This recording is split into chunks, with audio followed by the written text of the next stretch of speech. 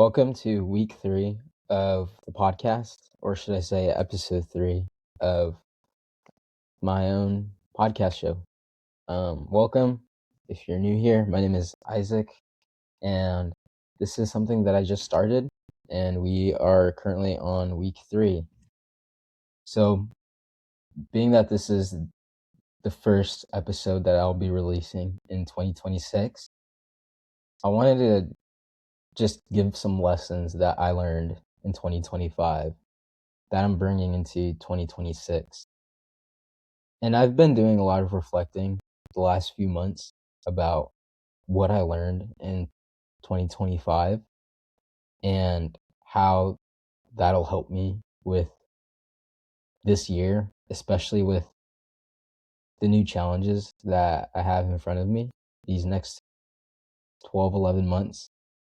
And I want to share them with you.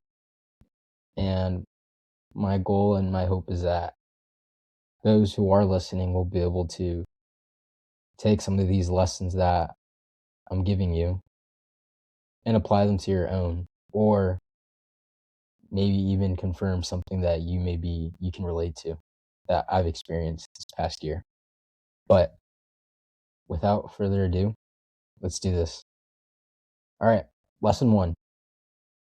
Life's too short to please other people. And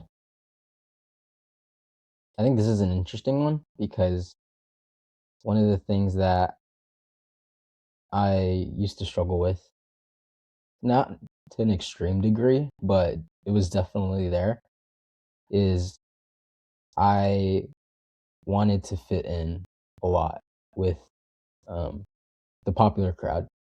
This was more in high school and a little bit in college. I got over it, I would say, as I progressed through my college years. Now that I'm a senior, I'm definitely a lot better at it. But I remember in high school, I really wanted to fit in with other people. I wouldn't lose myself per se, but I would, wear the same clothes as the popular crowd. I went to high school in Georgia, so most of the most of the student body was white and black where I'm from, and me being not white or black, it was definitely tough, tricky to say the least, because in that stage of like just being in high school and just being an adolescent in general, you want to fit in with people. It's just the natural response, or at least something I experienced. And so I would wear the same clothes as, white people just so I could get their approval. But I had a hard learning curve with that this past year in 2025. And I just realized like I'm wasting so much energy and so much time into people who aren't even paying attention to me. They're I'm trying to please people that are too focused on pleasing other people, and they're not even looking at me.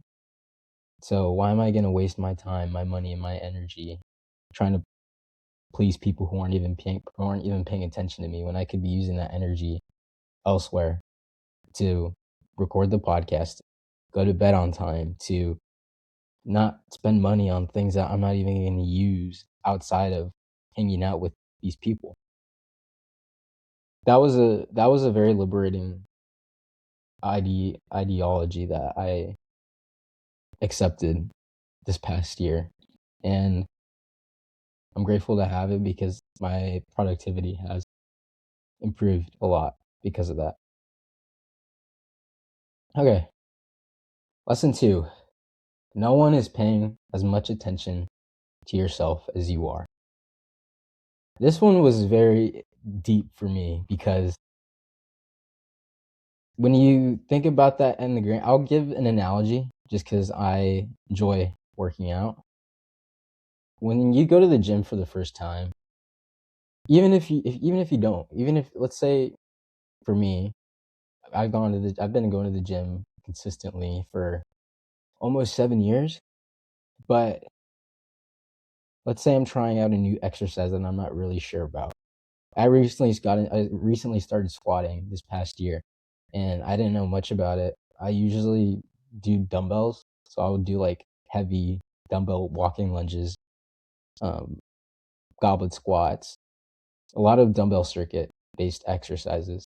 So I never really touched the barbell. It wasn't until this year after my or like right during my first marathon training block. And I felt like I felt dumb. I felt stupid, honestly. But I got this saying from Chris Williamson that no one is paying as much attention as you are. So when you feel dumb and you're trying something new, I promise you, no one really cares and no one's paying attention. Whether that's good or that's bad, that's the reality. Like, and I reverse the rules on myself. So let's say I'm, being a gym native. I'll be honest, I can't really recall any time I've like looked down on someone trying or like a new person at the gym. I just don't pay attention because I'll be honest, I don't really care. I'm just so focused on getting my workout done that I just everything around me just is irrelevant. And that was so freeing for me because sometimes I always have a fear of just looking dumb in front of other people. But when you're trying something new, especially in a public setting like that, no one's paying attention and no one really cares. And for me, that was very freeing because that gave me grace to fail without having to have the fear of looking dumb or looking stupid. Because the truth is it's in my head. And that has helped my confidence a lot, especially with me starting up the podcast, me starting to make content, me studying for the MCAT, me training for the Boston Marathon despite a lot of nagging injuries. I don't know everything, and that's okay because no one does and no one really cares. So do with that what you will. All right. Lesson number 3. This is a interesting one. Losing friends is a normal part of life. This one was hard to accept sometimes, especially with relationships that I've sustained for a long period of time, whether they be high school friends or elementary school friends or middle school friends, whatever. I haven't experienced the college friends yet because I'm still in college, but I'm sure the time is coming when I graduate college and I'm never going to talk to some of my friends in college ever again. Maybe a text or like we like a message or reply to a story on Instagram every now and then, but as far as personal and just being in person and having those conversations, they're going to go away.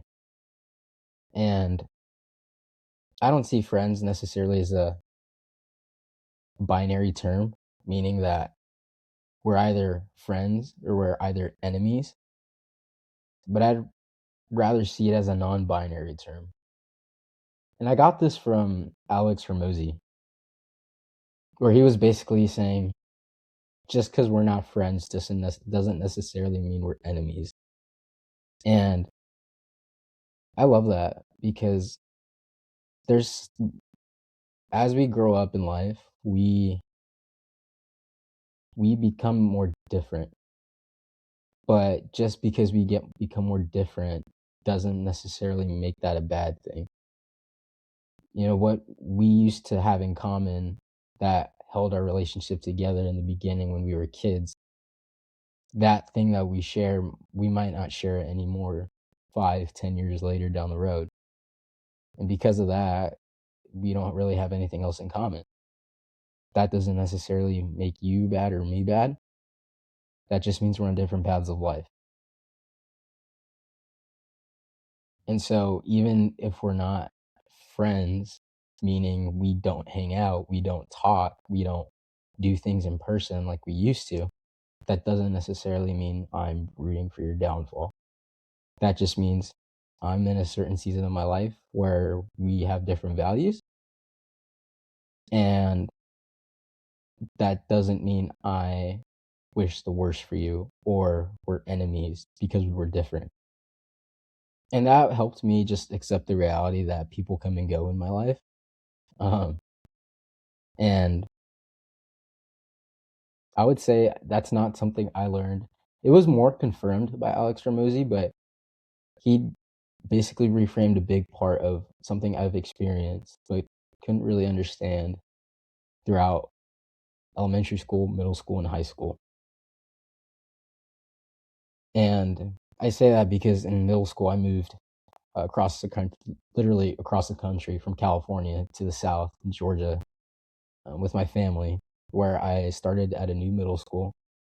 I started a new life.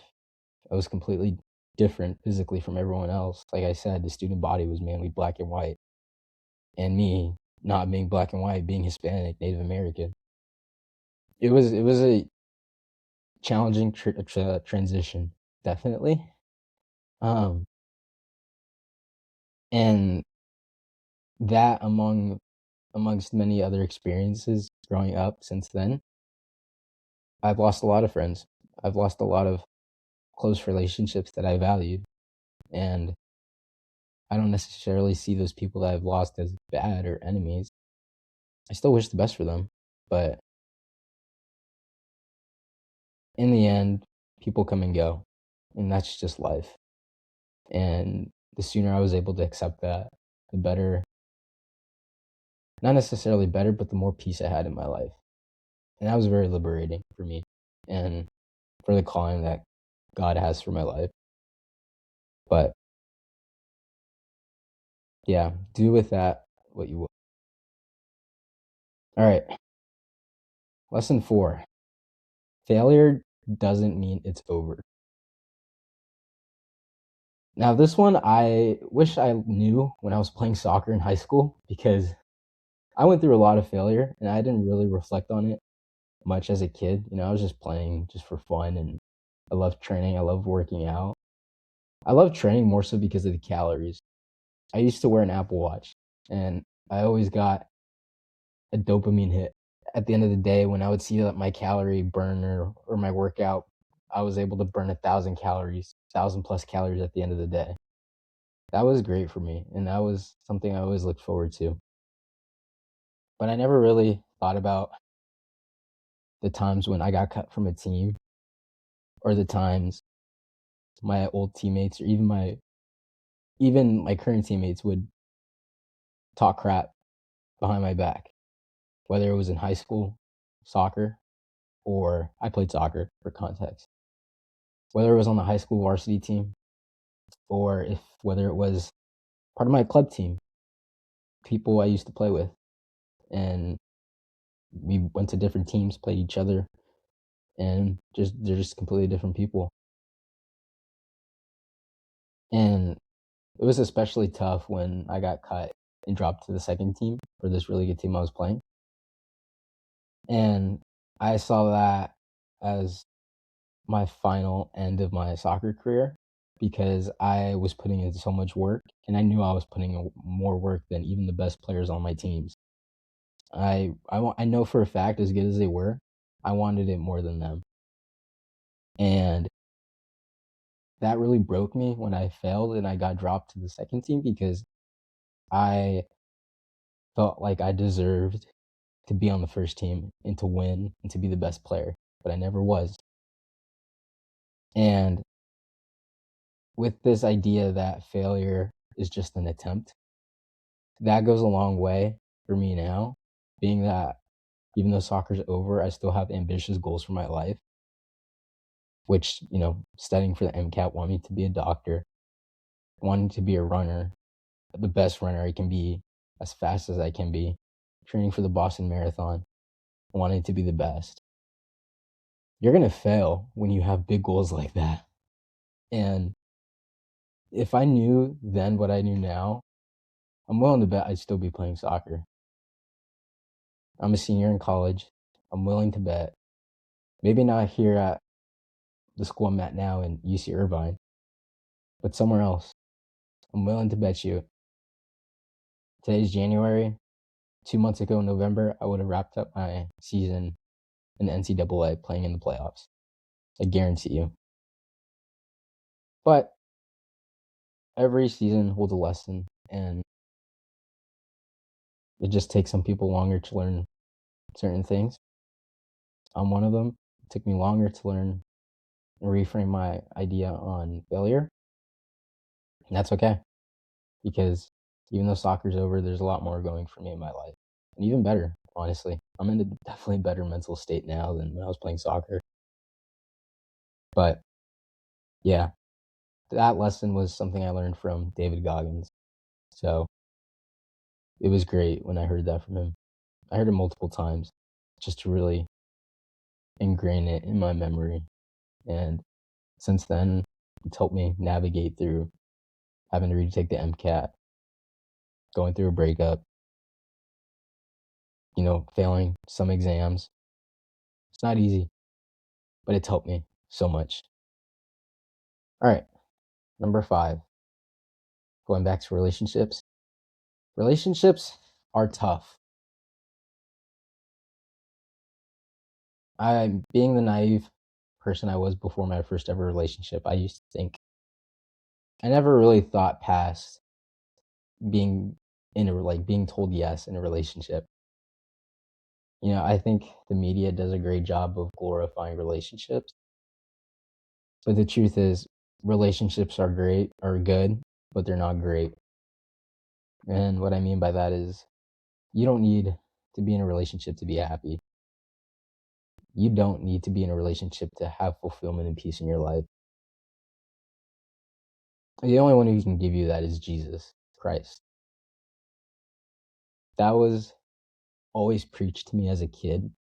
I grew up in a Christian household. It wasn't until college when I really dove into my faith, and that was a this idea that only Jesus can fill you was something that I just heard and was like, okay, yeah, sure. I never really accepted and fully believed it. But when I went through my first breakup, it was really tough. And she was a great person. No knock on her. But um, what I learned going through the emotional processing, the way I handled it was more from a scientific perspective because I'm a big fan of science. I love science, and obviously wanting to be a doctor, I would look up just different scientific literature about how to navigate grief because I kind of realized when you break up with someone, it's a certain type of grief and grieving that you go through. You're not, obviously no one died, but you lose someone that was important to you in your life, and they're gone, and they're cut off, they're no longer available. And that is a form of grief because you're processing something that you lost and don't have access to anymore. And a big realization I got from that was that you could have two really good people together in a relationship, and they could be amazing people. They could be very so kind. They could be like the kindest people ever. They could be the most generous people ever, the most forgiving, the most gracious, the most gentle people on planet Earth. But that doesn't necessarily mean they're going to be compatible with each other. That was a tough pill to swallow, and I really struggled to accept that. It was hard, 100%. And to have a great relationship, God obviously needs to be in the center. Along with that, though, you also need great compatibility. You need to be compatible with each other. I've realized now in my first ever and only ever relationship, we're really good people, but we just weren't compatible. And that's okay. It's part of life. It's part of learning. And I'm grateful for the experience, honestly, as tough as it was. Because there's only certain lessons you can learn by actually going through an experience rather than being taught through it instructionally or through verbal instruction. And I'll talk more about that in a couple minutes. But anyway, lesson 6. Reading the Bible consistently improves my lifestyle, mindset, and as a result, the outcomes of my life. And I talked about it before, but I really dove into my relationship with Jesus my freshman year of college. I was always in the church and in my growing up as a kid in elementary school, middle school, and high school. I would go to church on Sundays with my family, with my parents and my sister. And they told us about the story of Jesus, and we would watch movies together, Passion of the Christ. So we did all the things, but it was never my own personal decision to really understand and accept the truth of Jesus dying on the cross 2,000 years ago for me. And when I started reading my Bible consistently over the first 2 years of college, I noticed an improvement of my life, but I didn't notice how big it was until these last couple months, because for the most of 2025, I really struggled to read my Bible and have faith because I went through a lot of hard things at the beginning of 2025. I didn't lose myself or lose faith or nothing. I was struggling in my faith, but I didn't necessarily lose it. But it wasn't until November when I really decided to just read my Bible every day, because I wasn't reading it every day like I did my first 2 years of college. At the beginning of 2025, I was skipping a lot of days, going months, weeks on end of not reading my Bible, not journaling, just going to church and that's it. But when I really flipped the switch in November, I just noticed I'm less anxious now. My circumstances haven't changed, but I'm more convicted and cognizant of my victim mentality that I struggle with at times. And it's allowed me to have a looser grip on things I can't control. And I don't say I've let go of certain things that I can't control, because I still struggle with it, but I have a looser grip on it. And as I loosened my grip, I had a realization that if I was letting go of something, it was because I'm letting myself go or giving up. But letting go of things that I can't control has given me more peace. And contradictory to what I thought, it's actually increased my productivity and allowed me to be better with more efficient with my time, with my goals, with my productivity. I'll give you an example. I'll I was supposed to take the MCAT. Today's Friday. I was supposed to take it tomorrow. And for some reason, I was frustrated over Christmas break when I saw my first practice exam. This is my first, keep for context, this was my first practice exam since August, where in between August and the first couple of days of winter break, I was just studying for the MCAT on top of school. Despite all that work I was putting in, when I saw my test score, after my first full length in December, I only cried twice in 2025. That was the second time I cried in December. And it was hard. I was so discouraged. I kept studying halfway through Christmas break, and I realized I had to make a call. I went on the AAMC website and looked for an opportunity to move my test and extend to take it later. By the grace of God, I was able to find an opportunity, but I prayed about it and realized it was best for me to move my test date. But for some reason, I am not hammering myself for it as much as I thought I would, and the world didn't blow up like I thought it would, which is so funny to say because it sounds dumb in the moment, but there's some things that I know down deep inside I work hard towards. The MCAT was one of them. I pushed past my limits during the fall quarter of school, beyond which I thought I was capable of. And even though I didn't get the result I wanted, it showed me what I can do. And I haven't seen the results yet, but I'm still trusting that this year, if I keep continuing to grind and reflect first now, and then grind, get back on the grind consistently, God's going to do a big thing in my life. That's I'm still in the unknown with the outcome, but as far as the process and the result, I've seen how something as simple as reading my Bible every day has helped me navigate through these tough decisions of having to retake an exam like the MCAT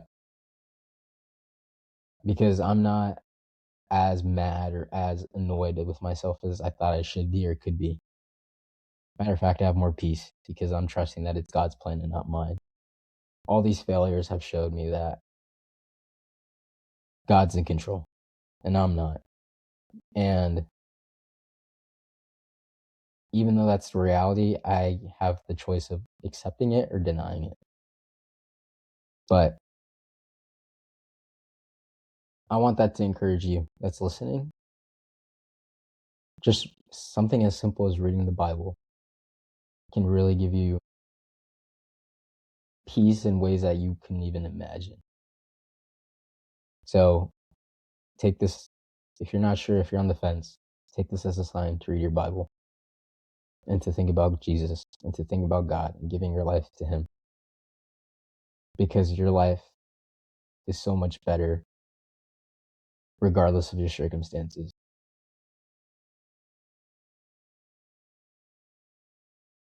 Yeah, that's a big one for me. There's so much more I could talk about that, but I'm not going to because we'd be here all day. Lesson 7. You are your parents' biggest burden. Again, I got this from Alex Ramosi. This one was challenging for me because, like most people, I value my parents' opinion because they have shown me so much. They've cared for me. They've made me the person I am today. Without them, there's no way I could be on my own right now. And usually, parents care more for their kids than anything else in this world. But on top of that, that means they also carry the burden of our mistakes. So when we make a mistake, not only do we suffer for our mistakes, but they suffer too because of their care for us. And as a result of that, because we value our parents' opinion so much, and we want to take risks, smart risks that they disagree with, risks that are challenging, especially as for myself as a Christian, risks that I feel called by God to take and to step into, even though I have no idea of the unknown that comes with it.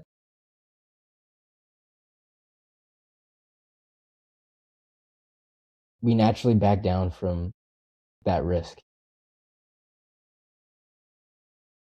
even though it could be a calling of faith from God. So let's say you want to start a business and it requires a lot of money. It requires you to move out. It requires you to live way below your means, maybe even at a homeless shelter. They don't want to see you in that situation. But if you really believe that this calling is from God, it requires faith to go beyond the opinions of what other people think of you in that context. And that's where discernment really comes in because discernment is important with certain risks in life. I'm not saying do whatever you want and make dumb decisions, but there are going to be, especially if you want to do something great with your life, great things require great risks. And God's calling for every person's life is great, which means there's going to be a lot of risk involved. And it's there to show us that it's not by our power, but it's by God's power that we can get through hard things and get through scary, unknown situations because in the end, He's with us and He's in control, not us. But that's why discernment is critical, especially as young adults stepping into the world, like myself as an independent. And a mental frame shift that's helped me is that follow is basically just, in a nutshell, follow your calling, not the opinions of others. because God's opinion is greater than man's opinion, including your parents. Your parents are exceptional people because they care for you and they've done so much to sacrifice for you. But in the end, they're not God. And through prayer, through scripture, God speaks to you in a lot of different ways. And they may think it as ignorance or arrogance. But if it's a calling you strongly believe in that's from God, nothing and no one can take that away from you. But you have to choose to step into it and be bold in your faith.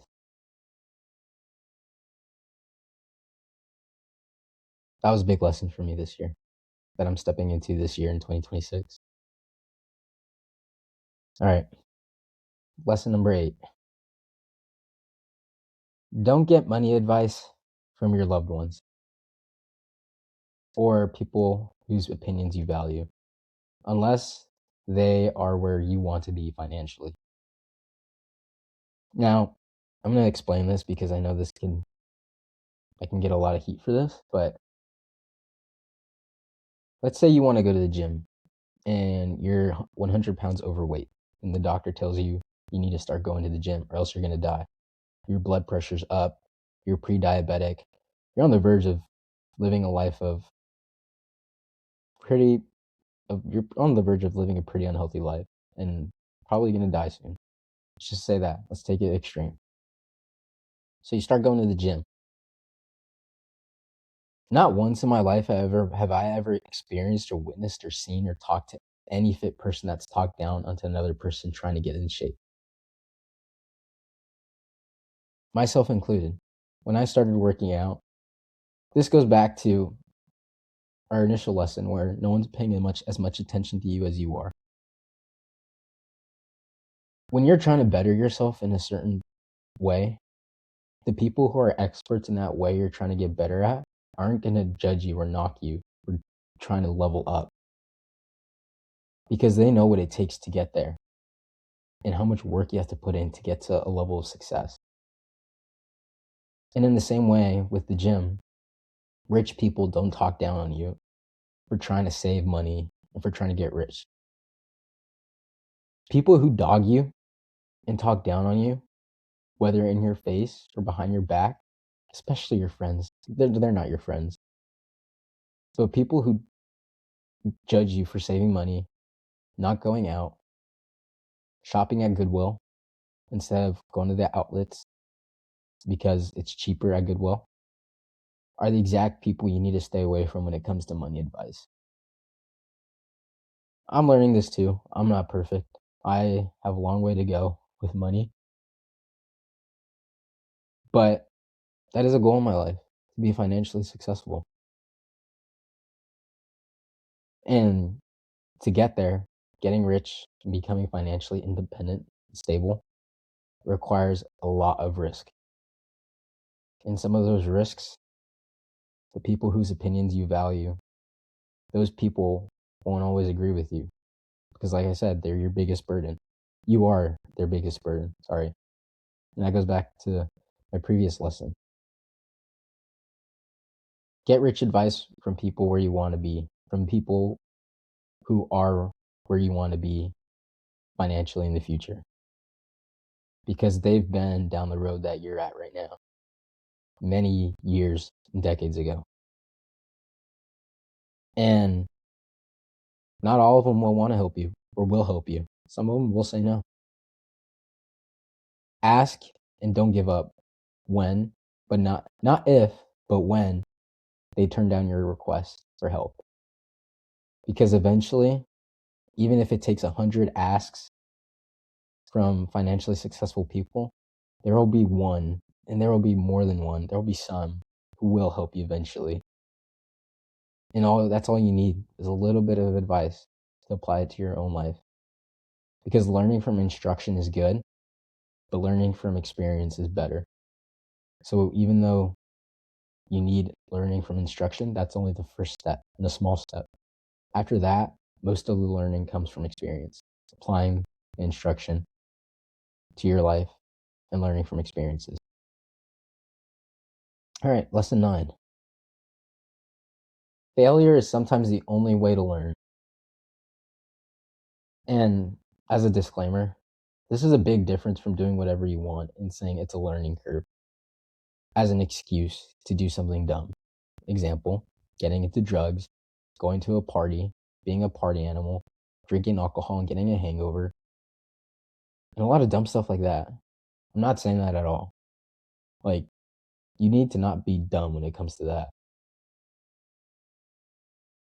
But this failure I'm referring to is focused on failures that come from the attempt of making your life better and improving yourself. In a nutshell, self-development. Making your life better will require risk. That's inevitable for anyone. And the risk, looking dumb, looking ignorant, looking inferior or lesser than your peers and your friends, looking funny, make people making fun of you, whether in your face or behind your back. And these are just some of the many risks that you're going to go through if you want to make your life better. But a big reframe that's helped myself through that is I don't want to regret not stepping into something good that God has for me just because other people point a finger in my face and tell me no. Because if I do that, that would mean I'm putting God's approval lower than people's disapproval. That's not what God wants for me. We weren't put on this earth to listen to follow people's approval. We were put on this earth to follow God's calling and approval for us. And his calling is way better than any other person's approval or disapproval. Because inevitably God is good and he has good plans for everyone. Jeremiah 29:11 sums that up perfect. God has plans for you and he has plans for me to prosper us, to give us hope, and to give us a future and not to harm us. That's something I'm still working on, but I'm grateful for that lesson because I definitely do believe I'm going to need it down the line for this calling that God has for my life. All right, lesson 10, the last one. The process matters more than the trophy. So when I started this year in 2026, I kind of wanted to find a new book in the Bible to read. I finished off with Psalms. I got to like a third of the way or halfway through it, but I wanted to read something new in the Bible. And I've been thinking about it the past couple months, and I decided to pick up Ecclesiastes. And man, I'm so glad I did. I'm so glad God brought that to me and called me to start reading that because I've been meditating on those verses for so long and they've encouraged me so much. And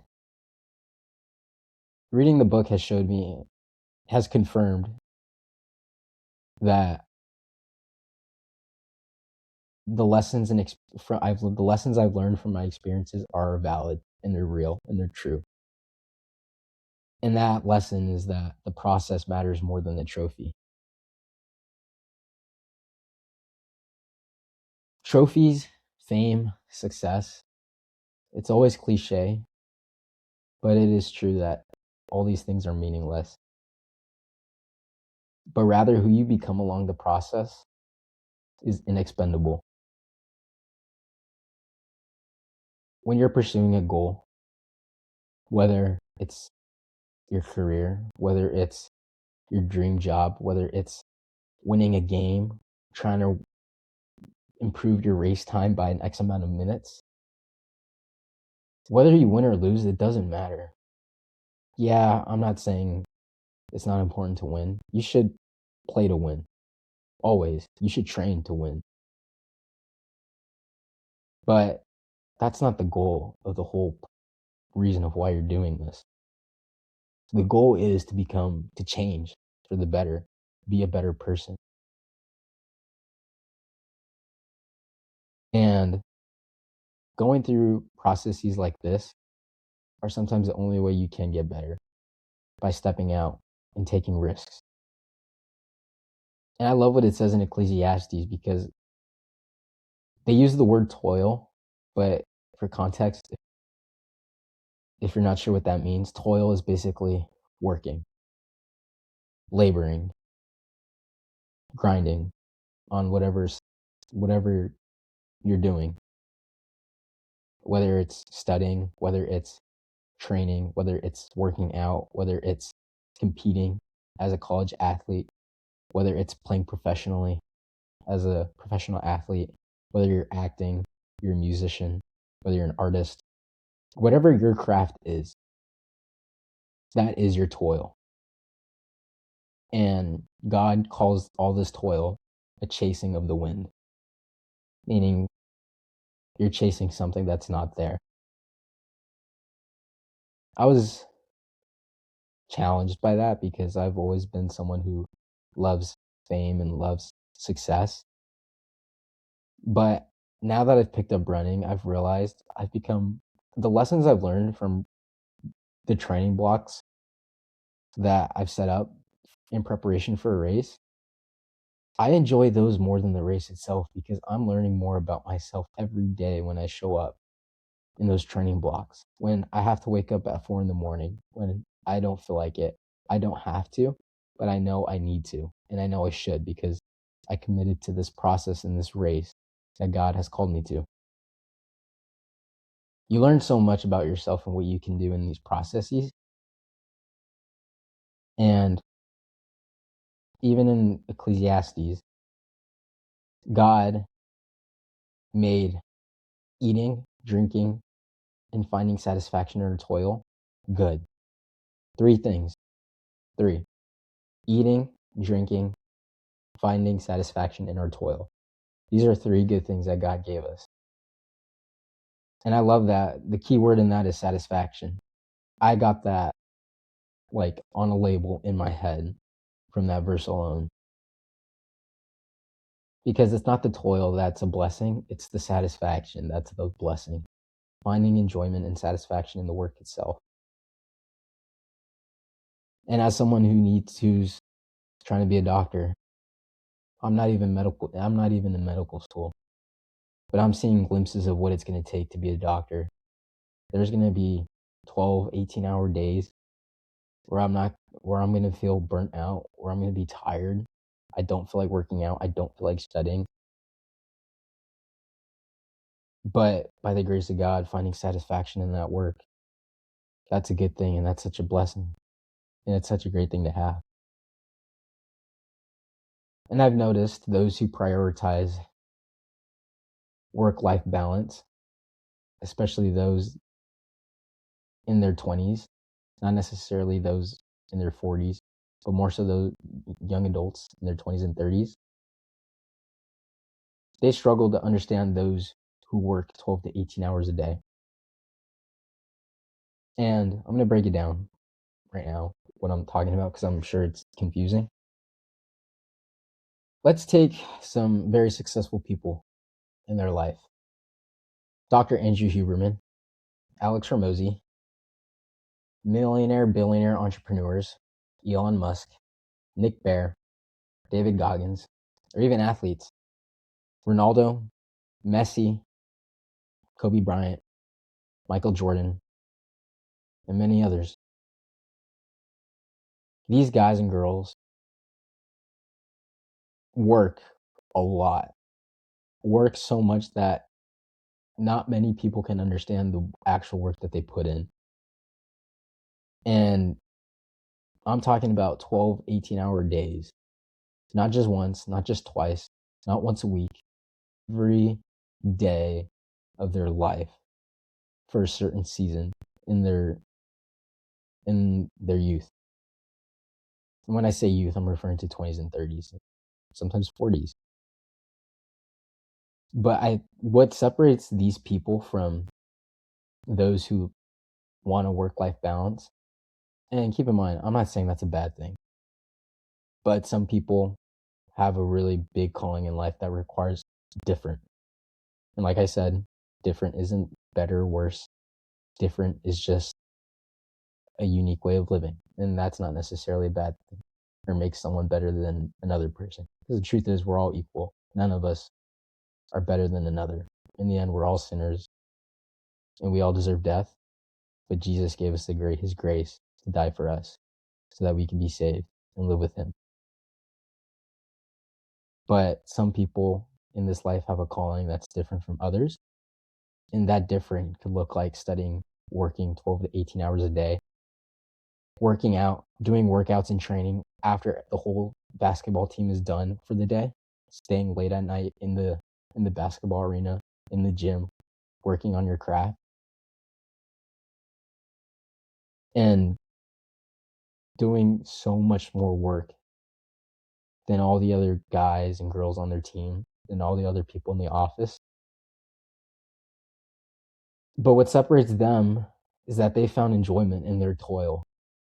And that enjoyment is independent of whether they win the World Cup, whether they win the NBA championship, whether or not they win their race, whether or not they scale their business to the billions.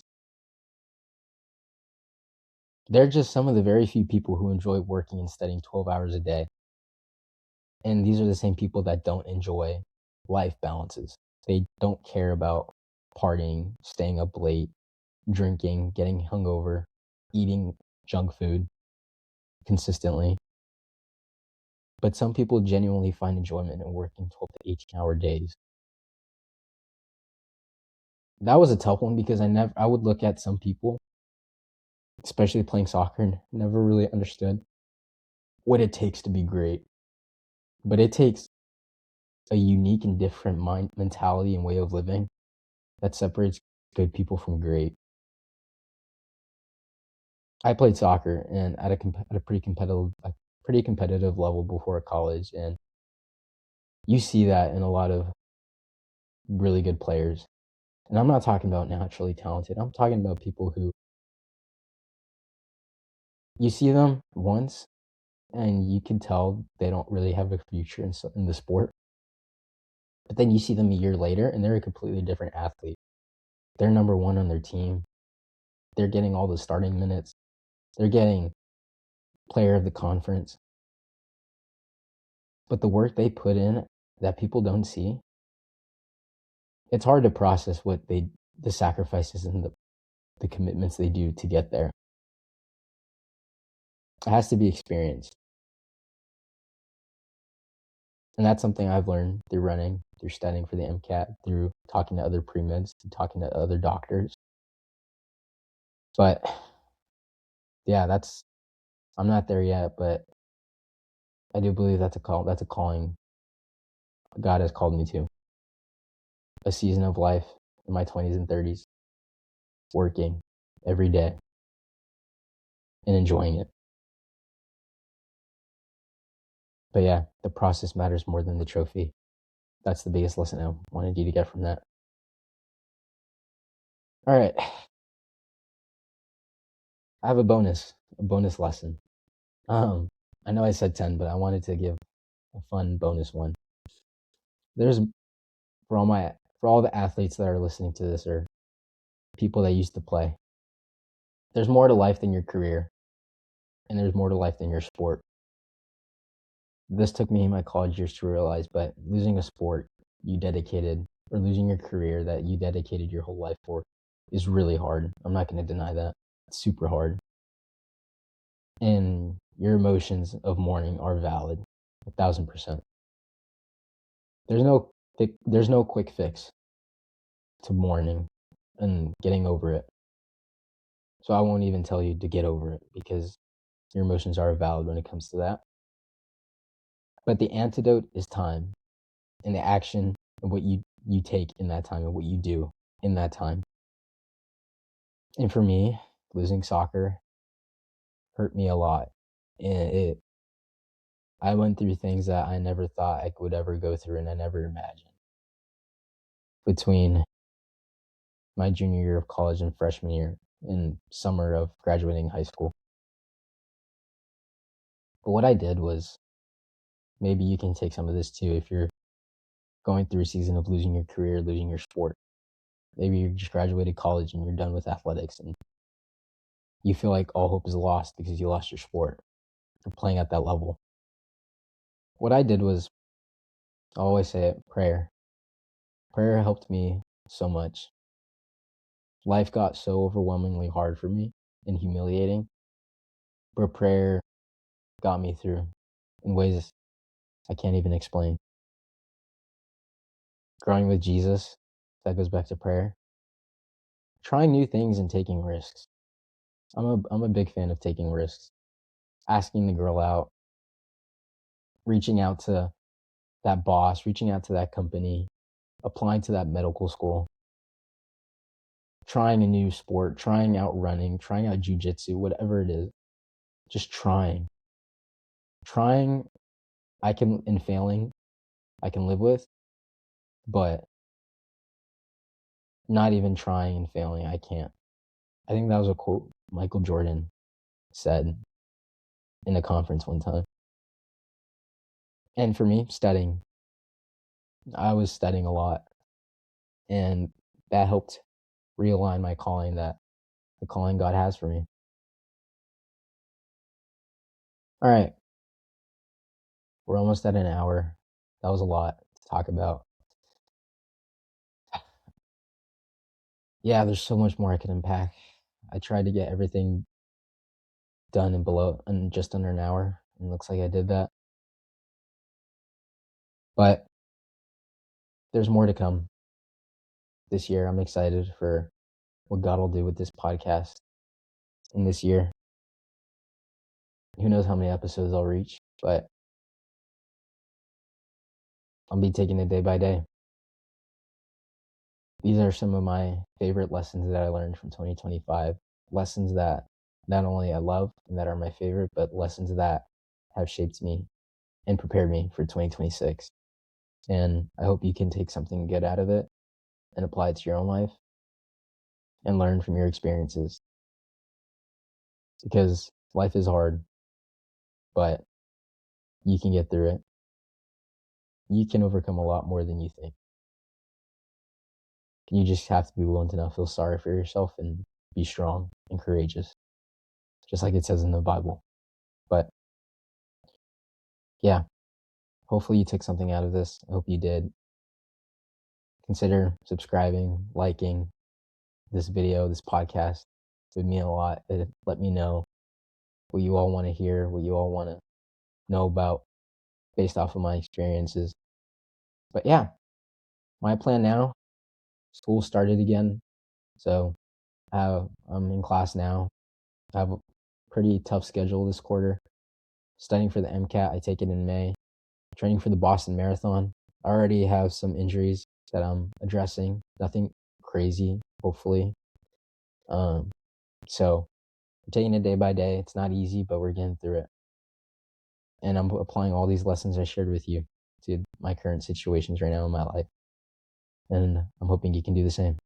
So yeah, do with it what you will, but hopefully this will help you if you're watching this and you made it this far. If you did, thank you. And praying for you and that you'd be blessed by this episode.